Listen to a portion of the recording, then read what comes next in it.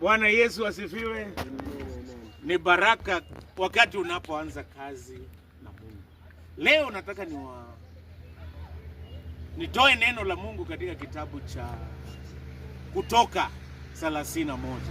Inaongea kuhusu kazi ya ujenzi. Wakati tunapofanya kazi ya Mungu kujenga, kitu cha kwanza Mungu anaita watu katika kitabu cha Kutoka 31.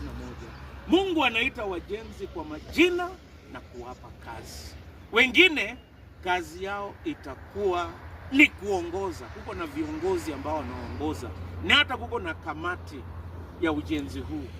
Kitu cha pili, kuna wengine ambaye Mungu atawaita kwa majina na kuwapatia kazi ya kujitolea. Kuna wale ambao wamejitolea ndiposa tumefika hapa. Kuna wengine Mungu amewaita na amewapa ujuzi kama nyinyi, ujuzi ya kukunja vyuma. Hii ujuzi si yenu, ni kwa sababu Mungu aliwaita na akawapa kazi hiyo. Kuna wengine kazi yao ni kuwatia moyo, kama mimi mchungaji. Kazi ni kuwatia moyo kwamba kazi ambayo mnafanya, ingawa ni kazi ya mapato, lakini ni kazi ya Mungu. Tukubali kila siku Mungu atuite kwa majina na atupe kazi ili tuweze kujenga.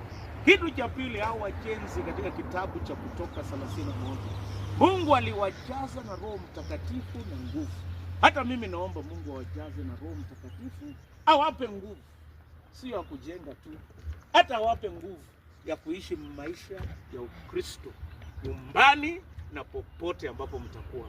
Awape nguvu ya kufanikiwa kwa familia zetu. Awajaze Roho Mtakatifu.